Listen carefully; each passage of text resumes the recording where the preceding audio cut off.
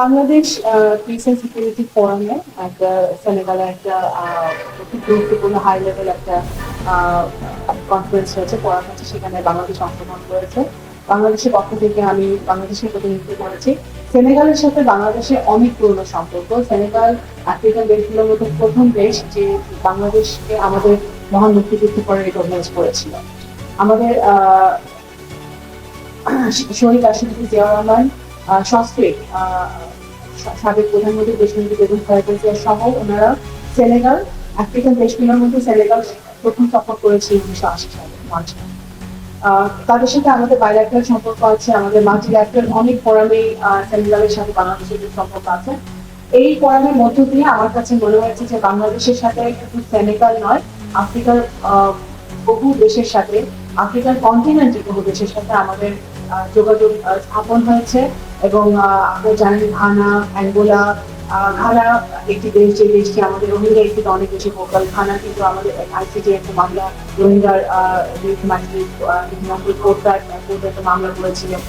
এই সকল বিষয়ে 10-12টি দেশের সাথে আমাদের বাইল্যাটারাল মিটিং হয়েছে, সকল মিটিং হয়েছে। তারা বাংলাদেশের সাথে ট্রেড, ইনভেস্টমেন্ট, কালচার, স্পোর্টস সবকিছু তারা আমাদের সাথে একটা বাইল্যাটারাল সম্পর্ক করতে চায়, যোগাযোগ বৃদ্ধি করতে চায়।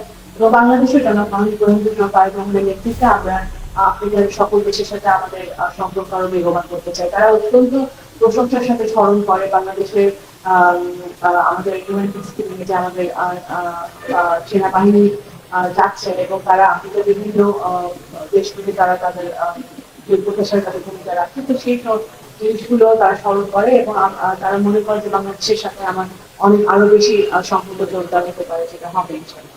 জ্বালানি তেলে থেকে মনে হয় সেনেগাল বিভিন্ন দেশের সাথে আমাদের জ্বালানি এনার্জি কর্পোরেশন হতে পারে, সেগুলো নিয়েও আলাপ করেছে। তো সেটা ভবিষ্যতে যখন তাদের সাথে আমাদের আরো যোগাযোগ বৃদ্ধি পাবে, সেগুলো আমরা এক্সপ্লোর করবো।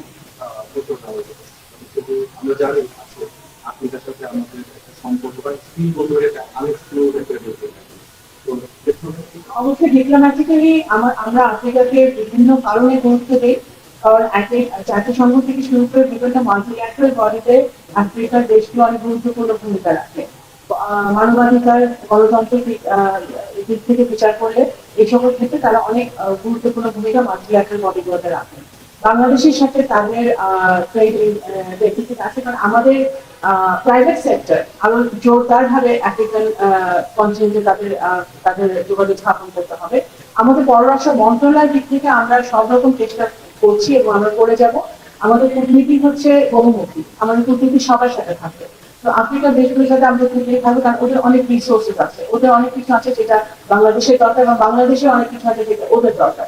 সুতরাং আমাদের দ্বিপাক্ষিক একটি সুসম্পর্কের মাধ্যমে জড়তে হবে। আমি আশা করব যে আমাদের প্রাইভেট সেক্টর আছে, যারা লিডাররা আছে, তারা বিভিন্ন চেম্বার আছে, তারা আফ্রিকার দেশগুলোর সাথে কথা বলবে, এবং সেই কথা বলতে গিয়ে কোনো সহযোগিতার জন্য যদি প্রয়োজন হয় সেটা পররাষ্ট্র মন্ত্রণালয় সবসময় করবে।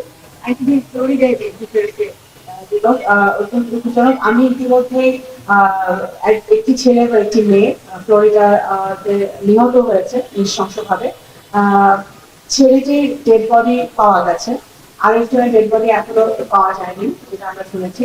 আমাদের মন্ত্রণালয়, আমাদের ওয়াশিংটন ডিসির mission, Bangladesh embassy, state department, FBI থেকে শুরু করে সকল সংশ্লিষ্ট এজেন্সির সাথে আমরা যোগাযোগ রাখছি প্রতিনিয়ত। আমি ব্যক্তিগতভাবে দুজনের গার্জিয়ানের সাথে আমি কথা বলেছি। একটি মেয়ের দৃষ্টিও যে নিহত হচ্ছে, ওর ভাইয়ের সাথে আমি কথা বলেছি, এবং ছেলে লিমন ওর বাবার সাথে আমি কথা বলেছি গতকালকে। আমাদের পক্ষ থেকে আমরা সকল সহযোগিতা করব। আমাদের রিপ্যাট্রিশন ছেলেটাকে ডেড বডি ফিরিয়ে আনার ব্যাপারে তাদের যে অটপসি করতে হবে, তাদের যে লিগাল কাজগুলো আছে, এগুলো কমপ্লিট হলে আমরা দেখছি যত তাড়াতাড়ি সম্ভব রিপ্যাট্রিশন করবো। প্রবাসী কল্যাণ মন্ত্রণালয় এখানে সহযোগিতা করছে, এবং অন্যদের জন্য আমাদের অপেক্ষা করতে হবে। আমরা ওদের চেষ্টা করছি যে যত তাড়াতাড়ি সম্ভব আনা যায়, কিন্তু এটা একটা লিগাল ব্যাপার। তো সেই জায়গাটায় আমরা যুক্তরাষ্ট্রের সকল স্টেক হোল্ডারের সাথে আমরা গভীরভাবে যোগাযোগ রাখছি। আমরা দাবি করব বাংলাদেশ থেকে এবং মন্ত্রণালয় থেকে যাতে যুক্তরাষ্ট্র এই ইনভেস্টিগেশনটা ভালো মতো করে, দ্রুততার সাথে করে, এবং যারা এই নৃশংস ঘটনা ঘটিয়েছে সেটা বের করে যেন তাদেরকে বিচারের আওতায় আনা হয়, সেটা অবশ্যই।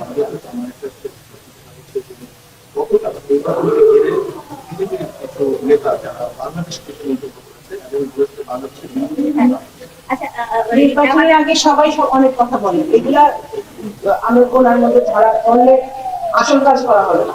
আর এমপি জয়যাত্রা ইরানের থেকে ওই যে জাহাজটা আসার কথা, সেটার বিষয়ে আসলে লাস্ট কর্মপ্রণালী প্রস্তাবের বিষয়ে আসলে ইনশাল্লাহ তো এখন গেল দেখি আর কি। না, ইনশাল্লাহ আমরা আশা করছি যে হরমুজের আমাদের জয়যাত্রা সহ আরো যে সকল জাহাজ আসছে সেগুলো আমরা নিরাপত্তার সাথে আসবে এবং সেটা জ্বালানি মন্ত্রণালয় আরো ভালো করতে পারবে, কিন্তু আমরা যত জানি যে আসছে।